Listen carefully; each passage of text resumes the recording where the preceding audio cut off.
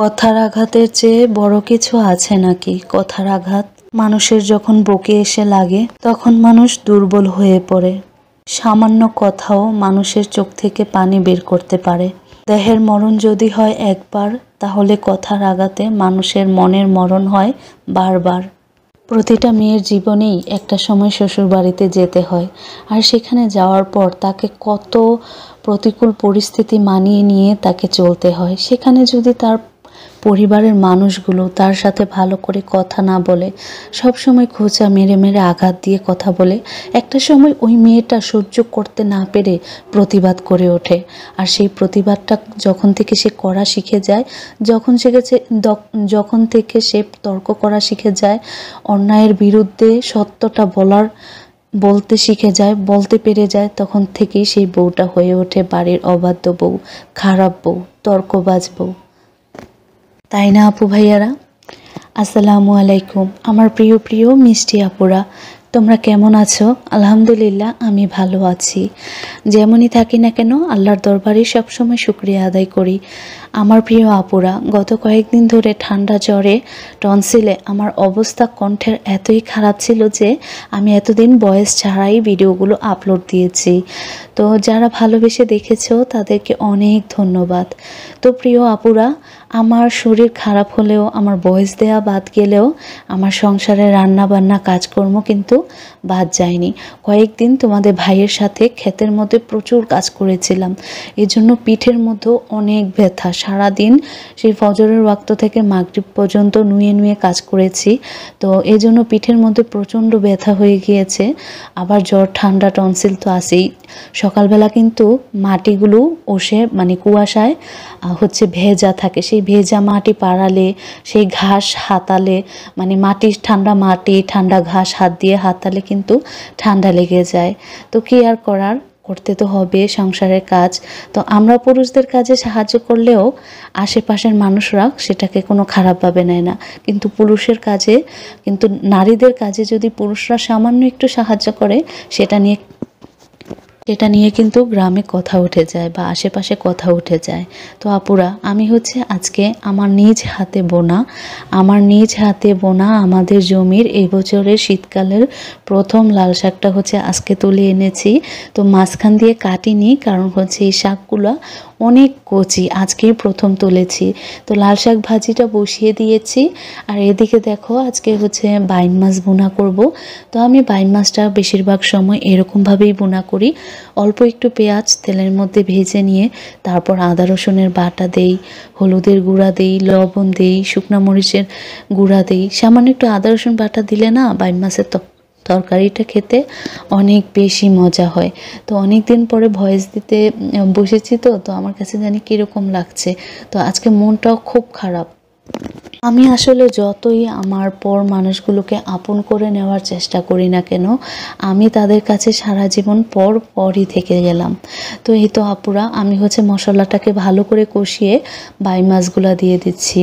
তো এই যে বাইম মাছগুলা ভালো করে মশলার সাথে নেড়েচেড়ে মিশিয়ে নিচ্ছি। জানো, 2 চুলায় রান্না বসিয়েও না আমি সময় পাই না। আমি কি বলবো, বলতেও পারি না তোমাদের সাথে। সব কিছু তো অনলাইনে শেয়ারও করা যায় না। তো 2 চুলায় রান্না বসিয়েও রান্না সময় মতো শেষ করা যায় না। তবুও এখন গ্যাস আছে, এটাই ভরসা। তো লাল শাকের মধ্যে দেখো কত পানি উঠছে, আমার জমির নিজ হাতে লাগানো লাল শাক। তো আমি লাল শাকের মধ্যে আরও কতগুলা পেঁয়াজ আর কতগুলা কাঁচামরিচ ফালি করে দিয়ে দিলাম। তো ওই পাশে লাল শাক বসিয়েছি, আর এই পাশে ওই তো বাইম মাছগুলো যে মশলার মধ্যে কষিয়ে নিলাম। তো বাইম মাছগুলো মশলার মধ্যে ভালো করে কষিয়ে নিয়ে এখন বাইম মাছগুলো তুলে নিচ্ছি কষানো থেকে। তো বাইম মাছ কিন্তু একটু শক্ত ধরনের মাছ, একটু ভালো করে কষিয়ে নিতে হয়। আর বাইম মাছ না অন্যান্য তরকারির চাইতে একটু পেঁয়াজ দিয়ে এরকম কষিয়ে ভুনা করলে বেশি খেতে মজা হয়, আর ভেজে ভুনা করলে একটু শক্ত হয়ে যায়। তো একটু এইগুলা হচ্ছে মানে এই সাইজের বাইম মাছগুলো আমার কাছে খেতে খুবই ভালো লাগে। একটু বড় বড় সাইজের মাছগুলো মানে কেমন কেমন জানি লাগে খেতে। তো এই তো আমি এখন হচ্ছে ওই যে ডুবো ডুবো করে মানে চৌকো চৌকো করে কেটে রাখা, ওই যে বট তরকারিতে আমরা যেরকম করে আলু দেই ঠিক ওরকম করে হচ্ছে আলু কেটে রাখা, 3 কোনা 4 কোনা করে ছোট ছোট করে কেটে রাখা আলু আর পেঁয়াজ হচ্ছে আমি দিয়ে এখন হচ্ছে আলু পেঁয়াজটাকে ভালো করে কষিয়ে নিব। তো আপু ভাইয়ারা তোমরা চাইলে আমার এই রেসিপিতে তোমাদের বাসায় কখনো বাইম মাছ আনলে এভাবে হচ্ছে ভুনা করে খেয়ে দেখতে পারো। আশা করি হচ্ছে তোমাদের কাছে খেতে খুব মজাই লাগবে। তো এই যে দেখো কখন থেকে হচ্ছে লাল শাক রান্না করতেছি, লাল শাকের পানি তো শুকাই না। তো আমার কাছে না লাল শাকের মধ্যে হচ্ছে মানে বেশি করে পেঁয়াজ দিলে খেতে ভাল লাগে। তো পেঁয়াজটা তেলের মধ্যে দিয়ে একদম ভাজা ভাজা করে ফেললে ওটার চাইতে আমার কাছে শাকটা যখন সিদ্ধ করা হয় তখন বেশি করে পেঁয়াজ দিলে ওটা ভাল লাগে বেশি। তো আমার বাইম মাছের তরকারিটি নামিয়ে নিলাম।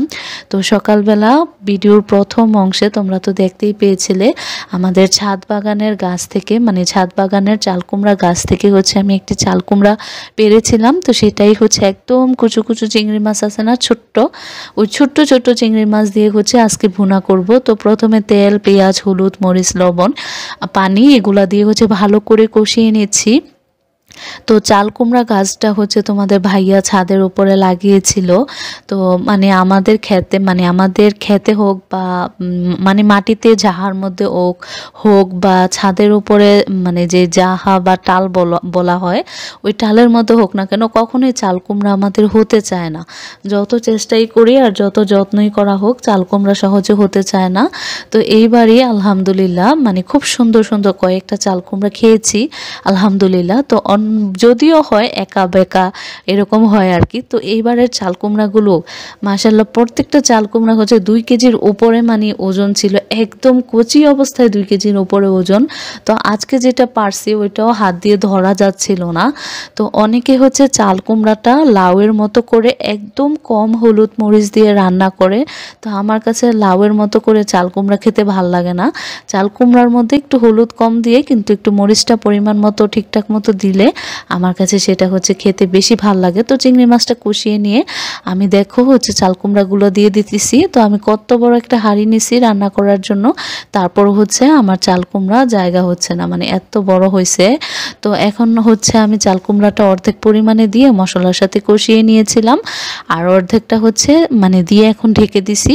তো আমার লাল শাকটা হয়ে গিয়েছিল, নামিয়ে নিয়েছিলাম। আর লাল শাকের চুলাতে এপাশে হচ্ছে আমি বাইম মাছের তরকারিটা এনে নিয়েছি। এখন হচ্ছে এটাকে ভালো করে জাল করতেছি মানে বলক তুলতেছি, ভালো করে জাল করে নিচ্ছি। তো আপু ভাইয়ারা তোমরা যারা যারা এখনো পর্যন্ত আমার ভিডিওটি দেখতেছো প্লিজ একটি লাইক দিয়ে আমার পুরো ভিডিওটি কন্টিনিউ করো।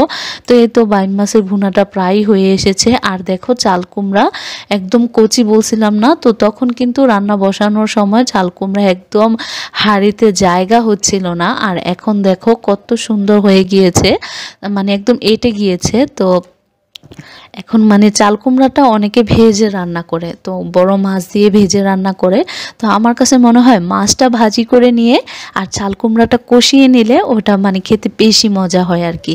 কিছু কিছু সবজি আছে না ভাজি করলে বেশি একটা ভাল লাগে না, কষিয়ে রান্না করলেই ভাল লাগে। এই যে যেমন দেখো উস্তা, এটা কিন্তু ভাজিই ভাল লাগে তরকারির চাইতে, তাই না? তো আজকে হচ্ছে উস্তা আর আলু মিশিয়ে মানে হচ্ছে উস্তার সাথে আলু দিয়ে নিছি ভাজি করার জন্য। তো বেশিরভাগ টাইমেই হচ্ছে আমি উস্তার সাথে আলু দিয়েই ভাজি করি। যদি উস্তা দিয়ে হচ্ছে লইট্টা শুটকি দিয়ে বা কোনো কিছু দিয়ে রান্না করি তাহলে শুধু উস্তা থাকে, কিন্তু ভাজি করার সময় কিন্তু আমি হচ্ছে আলু দেই।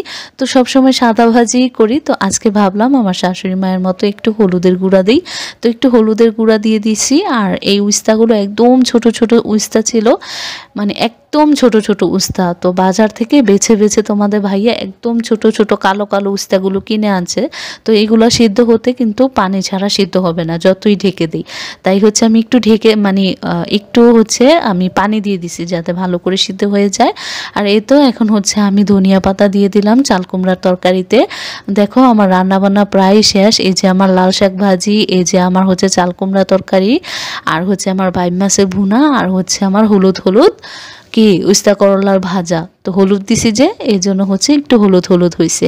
তো অনেকগুলো কাঁচামরিচ দিয়েছিলাম। তো এই তো আজকে রান্না বান্না গল্প কথা কাজ এখানেই শেষ করছি। এখন হচ্ছে আমি কিচেন ক্লিন করব। সবাই ভালো থেকো, দেখা হবে কথা হবে নতুন কোনো ব্লগে। টাটা, আল্লাহ হাফেজ।